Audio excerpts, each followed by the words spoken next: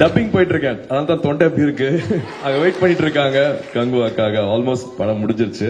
So I have to leave now. அதனால உங்ககிட்ட இருந்து விடைபெற்றுக்கிறேன். தேங்க்யூ.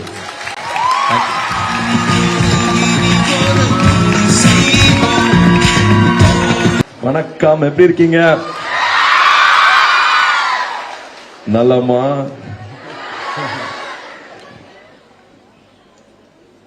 ரொம்ப ரொம்ப சந்தோஷமா இருக்கட்டா உங்களெல்லாம் இங்க பாக்குறது வந்து ரொம்ப ரொம்ப சந்தோஷமா இருக்கேன்.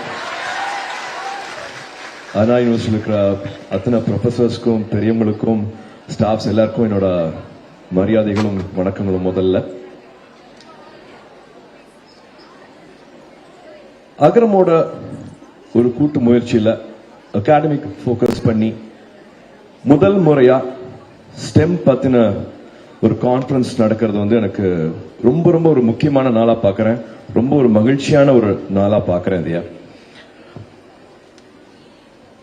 அகரம் ஆரம்பிச்சு ஒரு 15 வருஷத்துல இது வரைக்கும் ஒரு 6000 கிட்டத்தட்ட ஒரு 6000 கிட்ட மாணவ மாணவிகள் படிச்சு முடிச்சிருக்காங்க, படிச்சிட்டு இருக்காங்க.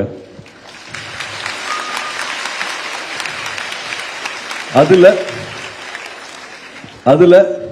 70% பேர் 70% 70% பேர் என் தங்கைகள்.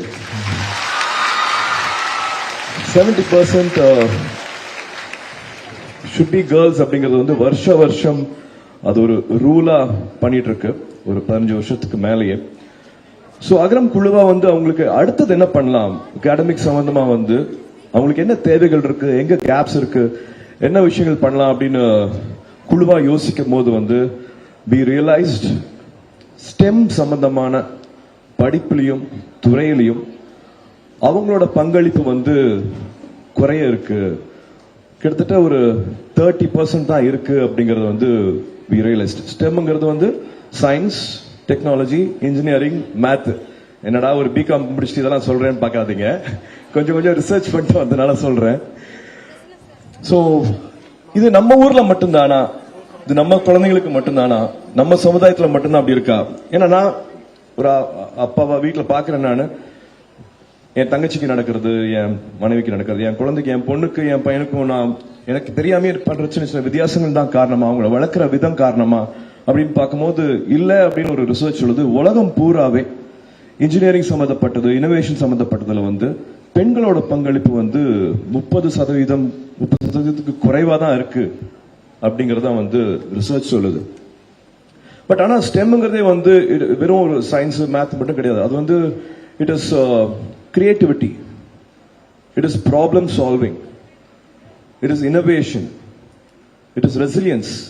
இது எல்லாமே பெண்களுக்கு வந்து இயல்பா வரக்கூடியது. அப்படியே வரமாட்டேங்கிறாங்கன்னு பார்த்தா ஐ திங்க் ஒரு ரோல் மாடல்ஸ் இல்ல, எங்களுக்கு வந்து இது வந்து ஒரு எடுத்துக்காட்டு இல்ல, ரோல் மாடல்ஸ் இல்ல அப்படின்ட்டு ஒரு காரணம் வைக்கிறாங்க. ஆனா அதுவும் இல்ல அப்படிங்கிறது வந்து இந்த ஃபங்க்ஷனுக்கு வரதுக்கு முன்னாடி ஒரு சின்ன ரிசர்ச் பண்ண அதுலயும் தெரிஞ்சது.